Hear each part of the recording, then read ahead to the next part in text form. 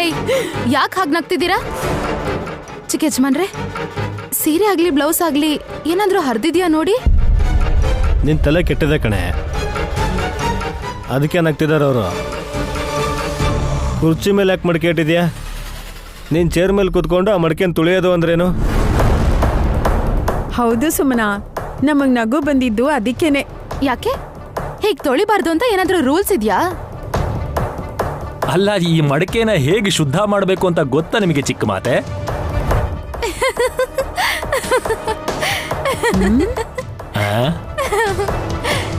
ನಿನಗೆ ಯಾಕೆ ನಗು ಬಂತು? ಮಣ್ಣಿನ ಮಡಿಕೆನ ತೊಳೆಯೋದಿಕ್ಕೆ ಶಾಸ್ತ್ರ ಪದ್ಧತಿ ಇರತ್ತೆ, ಅದನ್ನ ತಿಳ್ಕೊಂಡಿರ್ಬೇಕು ಅಂತ ಮಾತಾಡ್ತಿರೋದ್ನ ಕೇಳಿ ನಗು ಬಂತು. ಮಣ್ಣಲ್ಲಿ ಮಣ್ಣಾಗೋ ಶವಕ್ಕೇನೆ ಸಂಸ್ಕಾರ ಮಾಡಿ ಕಳಿಸ್ಕೊಡುವಂಥ ದೇಶ ಕಣೆ ನಮ್ದು. ಅಂಥದ್ರಲ್ಲಿ ಮಣ್ಣಿಂದ ಸೃಷ್ಟಿಯಾಗಿರೋ ಈ ಮಡಿಕೆನ ಉಪಯೋಗಿಸೋಕ್ಕೂ ಮೊದಲು ಏನ್ ಮಾಡಬೇಕು ಅಂತ ಕೂಡ ನಮ್ಮ ಹಿರಿಯರು ಹೇಳೇ ಇರ್ತಾರೆ. ಅದನ್ನೆಲ್ಲ ನೀನೆಲ್ಲಿ ತಿಳ್ಕೊಂಡಿರ್ತೀಯಾ? ಈ ಮಾತೆಲ್ಲ ಯಾಕೆ? ಏನ್ ಮಾಡ್ಬೇಕು ಅಂತ ಹೇಳಿ ಸಾಕು. ಗಂಜಿನ ಕಾಯಿಸಿ ತಣ್ಣಗಾದ್ಮೇಲೆ ಅಗ್ನಿ ದೇವನ್ಗೆ ಸಮರ್ಪಿಸಿ ಅದಾದ್ಮೇಲೆ ನೀರಲ್ಲಿ ತೊಳೆದು ಉಪಯೋಗಿಸ್ಕೋಬೇಕು. ಗಂಜಿನಾ? ಇವಾಗ ನನ್ ರೇಂಜ್ ಏನು ಅಂತ ಗೊತ್ತಾ ನಿಮ್ಗೆ? ಮಗು ಹುಟ್ಟಿದ್ಮೇಲೆ ಅರ್ಧಕ್ಕರ್ಧ ಆಸ್ತಿ ನನಗ್ ಬರ್ಕೊಡ್ಬೇಕು ನಮ್ಮ ಅಕ್ಕ. ಡೆಲಿವರಿ ಆಗೋಕ್ಕೂ ಮುಂಚೆನೆ ಕನ್ಸು ಕಾಣಬೇಡ ನೀನು. ನಿನ್ ಕನ್ಸು ನೆರವೇರೋದಕ್ಕೆ ಇನ್ನೂ 50 ದಿನ ಟೈಮ್ ಇದೆ. ಆ ದಿನ ಆದಷ್ಟು ಬೇಗ ಬರತ್ತೆ ರೀ. ಇವ್ರ ಮಾತನ್ ಕೇಳಿ ನನ್ ಸ್ಟೇಟಸ್ನ ಬಿಟ್ಕೊಡಕ್ಕಾಗಲ್ವಲ್ಲ. ಹೋಗ್ಲಿ, ಒಂದು ಕೆಲಸ ಮಾಡಿ ಚಿಕ್ಕ ಮಾತೆ. ಈ ಮಡಕೆಯ ಒಳಭಾಗದಲ್ಲಿ ಚೆನ್ನಾಗಿ ಎಣ್ಣೆನ ಸವರಿ ಆಮೇಲೆ 3 ಬಿಂದಿಗೆ ನೀರನ್ನ ಹಾಕಿ ಚೆನ್ನಾಗಿ ಬಿಸಿ ಮಾಡಿದ್ರೆ ಶುಭ್ರ ಆಗಿಬಿಡುತ್ತೆ. ಈ ತರ ಹುಚ್ಚುಚ್ಚು ಯೋಚನೆ ನಿಮಗ್ ಮಾತ್ರ ಬರತ್ತನ್ಸತ್ತೆ. ಅಲ್ಲ, ಇದನ್ನು ಮಾಡೋಕ್ಕಾಗಲ್ಲ ನಿಂಗೆ? ನೀವು ಇವ್ರ ತರನೇ ಮಾತಾಡ್ತಿರಲ್ಲ. 2 ಚಮ್ ನೀರ್ ಹಾಕೋದಿಕ್ಕೋಸ್ಕರ ನನಗ್ ತಲೆ ಸ್ನಾನ ಮಾಡು ಅಂತ ಹೇಳಿದ್ರು. ಕೂದ್ಲು ಕೂಡ ಒಣಗಿಲ್ಲ. ನನ್ ಹೊಟ್ಟೆಲಿರೋ ಮಗುಗ್ ಜ್ವರ ಬಂದ್ರೆ? ಹಾವಿಗೆ ಜ್ವರ ಬರಲ್ಲ ಬಿಡು. ಏನಂದ್ರಿ? ಅದೇ ಮಗುಳಿಗೆ ಯಾವುದೇ ರೀತಿ ಅಸ್ವಸ್ಥತೆ ಬರೋದಿಲ್ಲ ಅಂತ ಹೇಳ್ತಿದ್ದಾರೆ. ಮಗಳು ಅಂತ ಹೇಗ್ ಹೇಳ್ತೀರಾ? ಮಗಾನು ಹುಟ್ಬೋದಲ್ವಾ? ಮಗನೇ. ಆ ಮಗ ಈ ಮಗ ಯಾರ್ದೋ ಮಗ ಅಲ್ಲ, ನಿನ್ ಮಗನೇ. ಏಯ್, ಸುಮ್ನಿರ್ ನೀನು. ಬಾಯ್ಗ್ ಬಂದಾಗ ಮಾತಾಡಿ ಹಿಂಸೆ ಮಾಡ್ಬೇಡಿ. ಚಿಕ್ಕ ಯಜಮಾನ್ರೆ, ನೀರ್ ಹಾಕಿ ಕ್ಲೀನ್ ಮಾಡ್ತೀನಿ. ಕುರ್ಚಿಯಿಂದ ಇಳಿದು ಕೆಳಗಾದ್ರೂ ಕೂತ್ಕೋ, ಇಲ್ಲ ಅಂದ್ರೆ ಎದ್ದು ಸೊಂಟ ಬಗ್ಸಿ ಮಡಿಕೆನ ತೊಳಿ. ನಾನು ಹಾಗೆ ಮಾಡಲ್ಲ. ಯಾಕೆ ಅಂದ್ರೆ ತಾಯಿ ಆಗ್ತಿದ್ಯಲ್ಲ. ಓಂ ನಮ ಶಿವಾಯ, ಓಂ ನಮ ಶಿವಾಯ ಅಂತನಾದ್ರೂ ತೊಳಿರಿ ಮಾತೆ.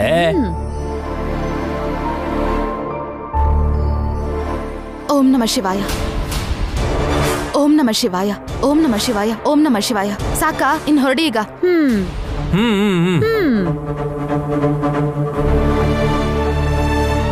ಇಷ್ಟು ಸಿಟ್ ಮಾಡ್ಕೊಂಡ್ರು ಭಗವಾನ್ ನಾಮ ಸ್ಮರಣೆ ಮಾಡಿದ್ರೆ ನಿನಗೆ ಪುಣ್ಯನಾದ್ರೂ ಬರುತ್ತೆ.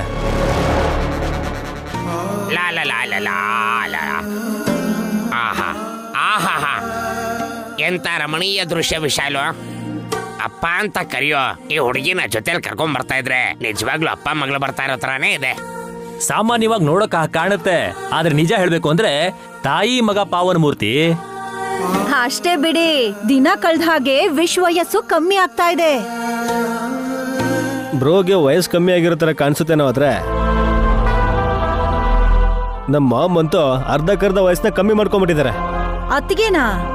ಒಂದ್ಸಲ ಅಲ್ಲಿ ನೋಡಿ, ನಿಮ್ಗೆ ಗೊತ್ತಾಗುತ್ತೆ.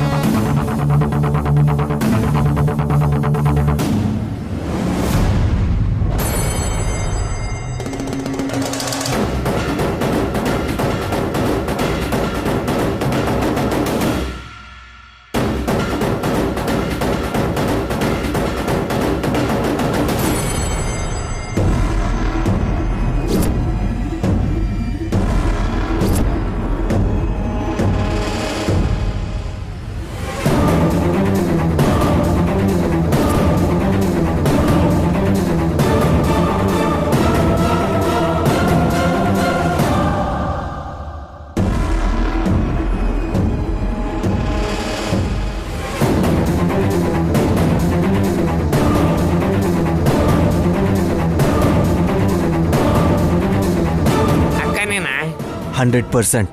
ಅದು ಮಾಮ್.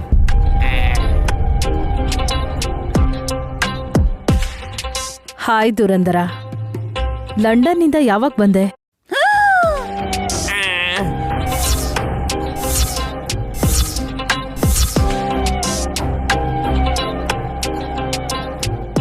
ಚೆನ್ನಾಗಿದ್ಯಾ ಪಾವನಮೂರ್ತಿ? ಚೆನ್ನಾಗಿದ್ದೀನಿ ಅಕ್ಕ. ಇವರೆಲ್ಲ ಯಾರು?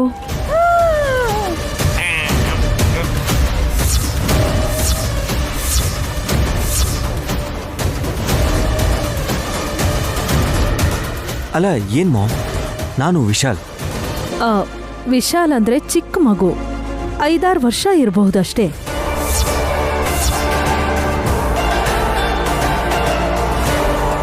ಮಾಮ್, ಹೋಗ್ಲಿ, ನಿಮ್ಮ ಎರಡನೇ ಮಗ ವಿಕ್ರಾಂತ್ ಅಂದ್ರೆ ಗುರುತಿಡಿತೀರಾ?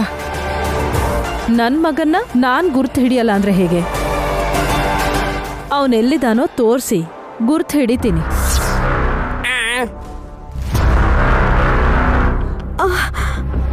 ಇದೇನ್ ಯಜಮಾನ್ರೆ, ಅತ್ತೆ ಹೀಗೆಲ್ಲ ಮಾತಾಡ್ತಿದ್ದಾರೆ? ನಿಮ್ಮತ್ತೆ ಯಾರು?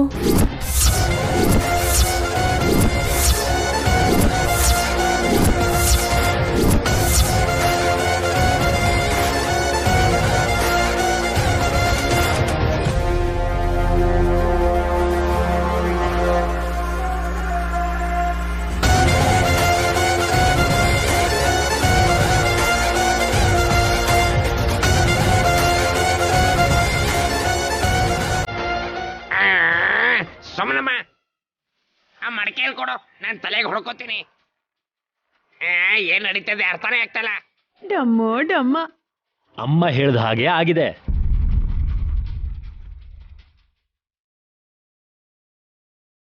ಹೇಳನ್ನಲ್ವಾ, ನನಗೆ ಒಂದ್ಸಲ ಡಿಕ್ಕಿ ಹೊಡೆದ್ಮೇಲೆ ಮತ್ತೆ ಇನ್ನೊಂದ್ಸಲ ಡಿಕ್ಕಿ ಹೊಡಿಲಿಲ್ಲ ಅಂದ್ರೆ ದಿನಕ್ಕೂ ವಯಸ್ಸು ಕಡಿಮೆ ಆದಾಗೆ ವರ್ತಿಸ್ತಾಳೆ ಅಂತ.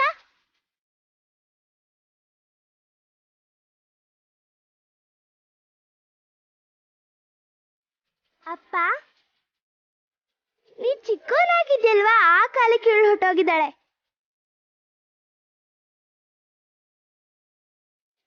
I see. ನೀನತ್ರ ಹೇಳ್ಬೋದಲ್ಲ ಬ್ರೋ. ಹೇಯ್, ಏನೋ ಹೇಳೋದು?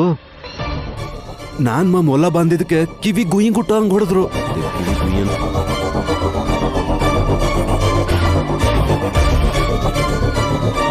ನನಗನ್ಸುತ್ತೆ ಅವ್ರಿಗೆ ಅಸಿಸ್ಟೆಂಟ್ ಆಗಿದ್ನಲ್ಲ ರಾಮಕೃಷ್ಣ ಅಂತ ಅನ್ಕೊಂಡಿದ್ದಾರೆ. ರಾಮಕೃಷ್ಣ? ಮೇಡಮ್ ಬರ್ತಾ ಇದೀನಿ ಮೇಡಮ್.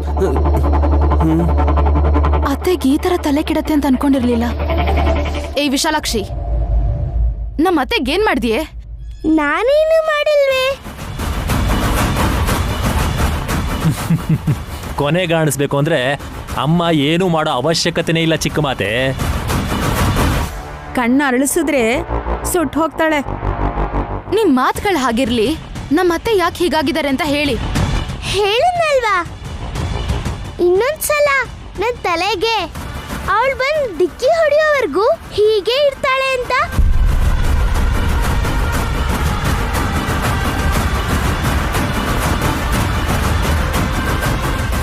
ಗಾಯತ್ರಕ್ಕ ಎಷ್ಟು ಸುಂದರವಾಗಿದ್ದಾಳೆ, ಆದ್ರೆ ಏನ್ ಲಾಭ?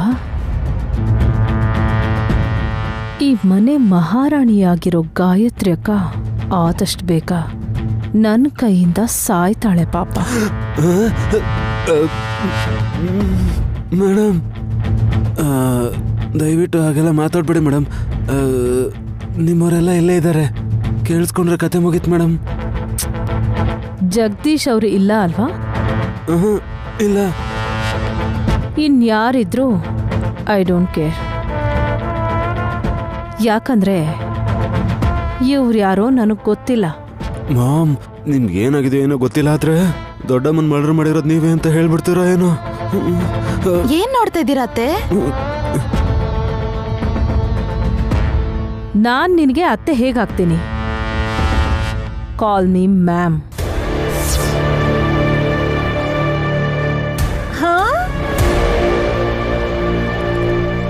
ಇಲ್ಲ ಅಂದ್ರೆ ತಿಲೋತ್ತಮ ಅವರೇ ಅನ್ನು. ನಿನಗಿಂತ ನನಗೇನ್ ಜಾಸ್ತಿ ವಯಸ್ಸಾಗಿಲ್ಲ.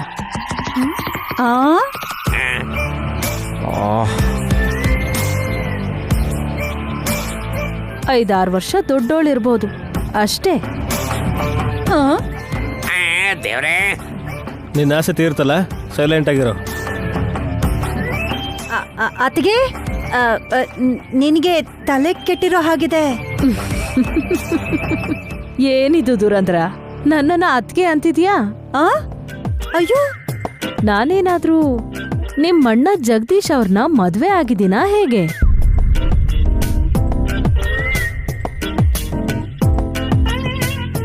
ಗಾಯತ್ರಕ್ಕ ಕೇಳಿಸ್ಕೊಂಡ್ರೆ ಸಾಯಿಸ್ಬಿಡ್ತಾರೆ. ನಾನ್ ಸವತಿ ಆಗ್ತೀನಿ ಅಂದ್ರೆ ಸಹಿಸ್ಕೋತಾರಾ? ಅಯ್ಯೋ ವಿಶಾಲಾಕ್ಷಮ್ಮ ತಾಯಿ, ತಿಲೋತ್ತಮ ಅತ್ತೆ ಏನಾಗಿದೆ ಇವತ್ತು? ಎಲ್ಲ ಮರ್ತು ಹೋಗಿದಾರಾ? ಈ ಡ್ರೆಸ್ಸಲ್ಲಿ ಬಂದಿದ ತಕ್ಷಣ ಫಾರ್ ಎ ಚೇಂಜ್ ಹೀಗೆ ಮಾಡ್ಕೊಂಡಿದ್ದಾರೆ ಅನ್ಕೊಂಡೆ, ಬಟ್ ತಲೆಗೆ ಗುದ್ದಿದ್ದಕ್ಕೆ ಹೀಗಾಗ್ತಾರೆ ಅನ್ಕೊಂಡಿರಲಿಲ್ಲ. ವಿಶಾಲು, ಅಕ್ಕನ ಕರ್ಕೊಂಡು ಬಂದು ವಿಶಾಲಾಕ್ಷಿ ತಲೆಗೆ 2ನೇ ಸಲ ಜೋರಾಗಿ ಡಿಕ್ಕಿ ಹೊಡೆಸ್ಬೇಕು. ಬೇಗ ಕೆಲಸ ಮಾಡಿ ಯಜಮಾನ್ರೆ. ಮಾಮ್, ಸ್ವಲ್ಪ ಈ ಕಡೆ ಬರ್ತೀರಾ? ರಾಮಕೃಷ್ಣ, ಏನಿದು ಪ್ರಾಬ್ಲಮ್? ಬ್ರದರ್, ನೀನ್ ಸುಮ್ಮನಿರು ಬ್ರದರ್. ನಾನು ಎಕ್ಸ್ಪ್ಲೇನ್ ಮಾಡ್ತೀನಲ್ವಾ?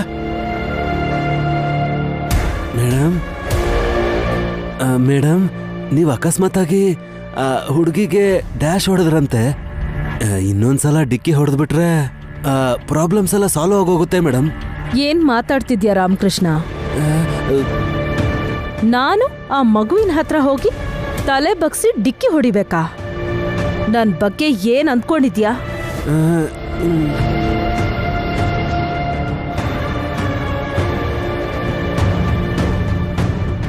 ಈಗ್ಲೇ ಏನೇನೋ ಅನ್ಕೋತಾ ಇದಾರೆ. ನೀವ್ ಹಾಗೆ ಮಾಡಿದ್ರೆ ನಿಮ್ಗೆ ಒಳ್ಳೇದು. ಎಸ್ ಮೇಡಮ್, ನಿಮ್ ಸಿಚುವೇಶನ್ ನೋಡ್ತಾ ಇದ್ರೆ ನನಗೂ ಹಾಗೆ ಅನಿಸ್ತಾ ಇದೆ. Shut up. ಹುಚ್ಚುಚ್ಚಾಕಿ ಮಾತಾಡ್ಬೇಡ. ಅಕ್ಕ, ನಾನು ನೆನ್ಪಿದ್ಯಾ ನಿಂಗೆ?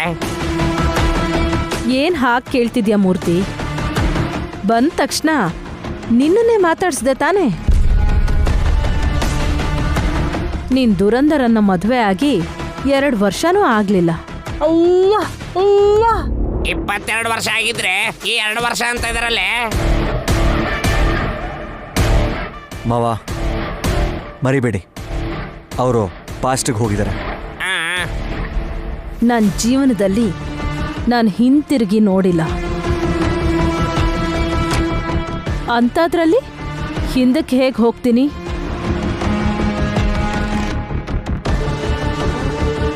ಅದ್ ಸರಿ, ತಾವ್ ಯಾರು ಅಂತ ತಿಳ್ಕೊಬಹುದಾ? ಈ ಮನೆಗೆ ಹೊಸಬ ಅನ್ಸುತ್ತೆ, ಅದಕ್ಕೆ ಹೀಗೆ ಕೇಳ್ತಿದ್ಯಾ? No problem. ನನ್ನ ಹೆಸರು Tilottama. The great Gayatri group of ಕಂಪನೀಸ್ಗೆ ಸಿಇಒ ಆಗಿರೋ ಶ್ರೀಮತಿ ಗಾಯತ್ರಿ ದೇವಿ ಅವರ ಸೆಕ್ರೆಟರಿ ನಾನು.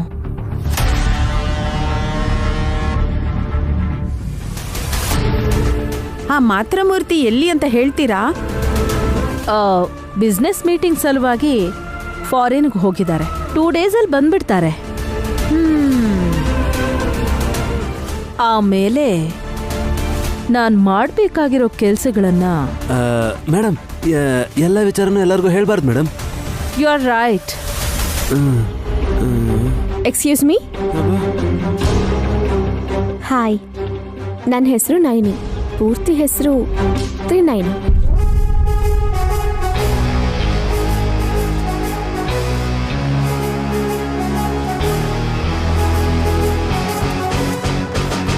So what? ನಿಮ್ಮ ಪ್ರಕಾರ ಇನ್ನೂ ನಾನು ಈ ಭೂಮಿ ಮೇಲೆ ಹುಟ್ಟಿದೀನೋ ಇಲ್ವೋ, ಆದರೆ ಭವಿಷ್ಯದಲ್ಲಿ ಅಂದರೆ 22 ವರ್ಷದ ನಂತರ ಗಾಯತ್ರಿ ಅಮ್ಮವರ ಒಬ್ಬನೇ ಒಬ್ಬ ಮಗ ವಿಶಾಲ್ ಯಜಮಾನ್ರನ್ನ ಮದುವೆ ಮಾಡ್ಕೊಳ್ಳೋ ಹುಡುಗಿ ನಾನೇ.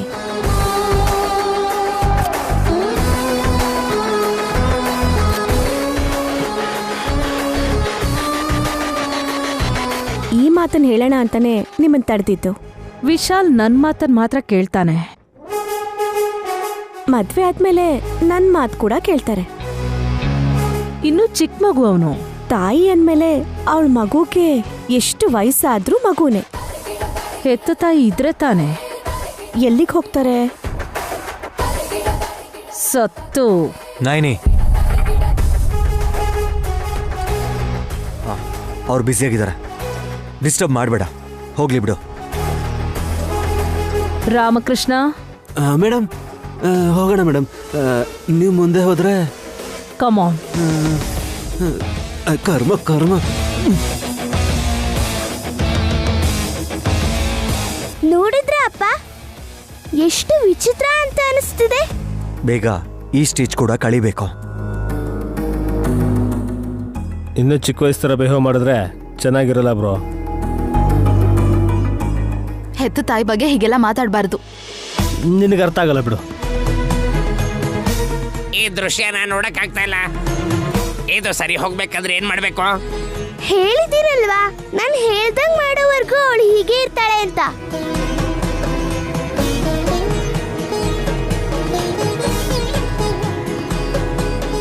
ಅಲ್ಲಿವರೆಗೂ ನಿಮ್ಮೆಲ್ಲಾರನು ಬೇರೆಯವರು ಅಂತಾನೆ ಅನ್ಕೋತಾರೆ.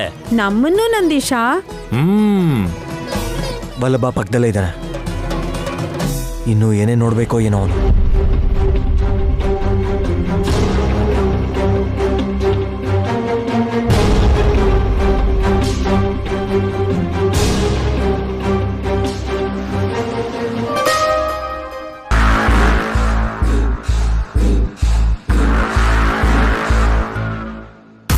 ವಲ್ಲಭ,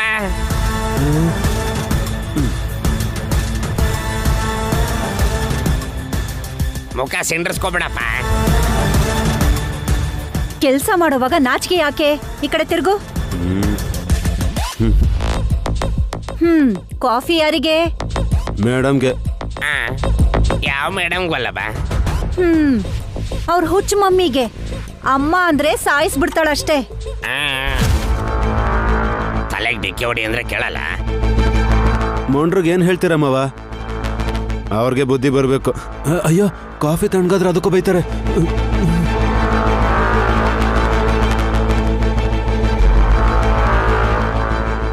ಅಕ್ಕ ಎಲ್ಲಿದ್ದಾಳೆ? ಇಲ್ಲಿ.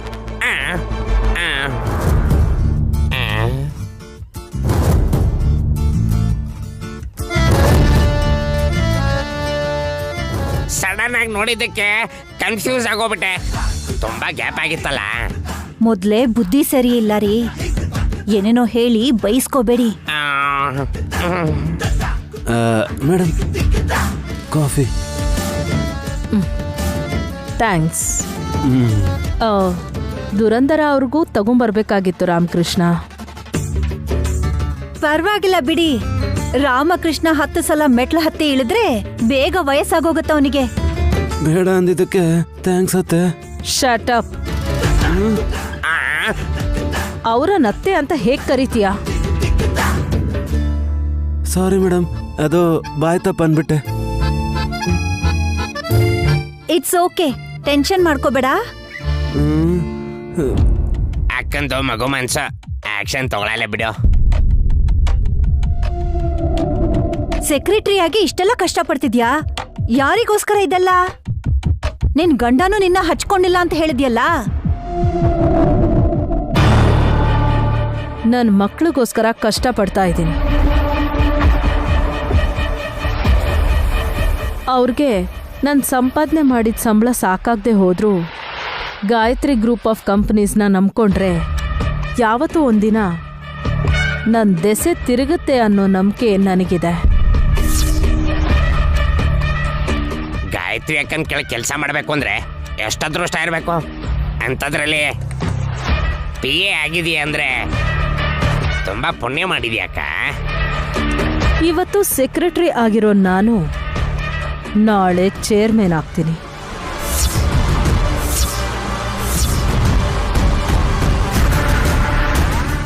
ಹೇಗೆ?